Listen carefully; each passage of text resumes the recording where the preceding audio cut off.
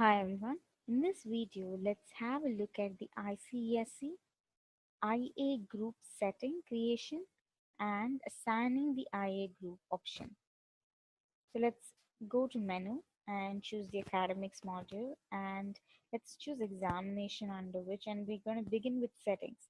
We're going to have a look at the ICSE settings, and under the ICSE setting, let's begin with the internal assessment group creation.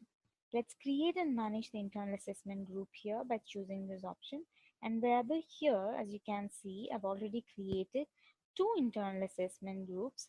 So you can select new and create it, wherein you're going to mention the name of the group to be term 1 internal assessment. This is for reference, wherein the group name could be anything like how the institution want to give. I've given a description and I've also selected the exam criteria. You can find from the drop down the two exam criteria, term 1 and term 2. So we're going to choose one of it, and we're going to create the different IA groups that is there here. So inside this one IA group, we have different indicators. I'm creating these indicators by going for add indicators and giving the name, the indicator. So under one IA for examination, for term 1 examination, we can have different indicators like practical projects, assignments, and other skill based tests. So you can give the name of these indicator, indicate them with a key value and a maximum mark. This way, I have given few indicators with an indicator and a maximum mark, as you can see here. So based on the indicators that I've given, there are four indicators, and each of these indicators have a representation of A, B, C, and D, and they have a name for these indicator. That is the representation that you can see here, and you can use one of the formula as in you see. So you can see the formula here. I've used the best of these four options. You can go to view formula examples, and this is going to give you a better idea about the different formulas that is possible. You can see the sum, you can see the average, and you can see the best.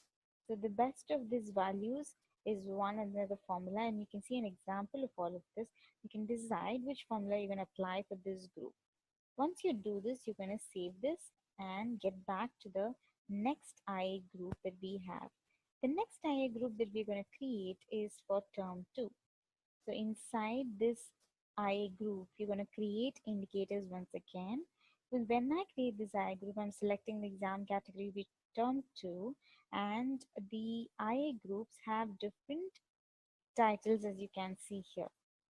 So you can see the IA group titles, project, practicals, and the others that I've given already. So you can see each of them have a key value and again a formula, and I'm going to save. So this is how an IA groups can be created. Now once these IA groups are created, we're going to assign these IA groups by going to assign IA group. And selecting assign IA group, I'm going to select a class and select the subject.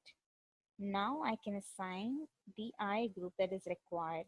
I need one IA group for term 1 and one for term 2. I'm selecting both of them and saving this. So this is what I need to do to assign an IA group successfully for the subject that is there for a particular class. I can choose a different IA group.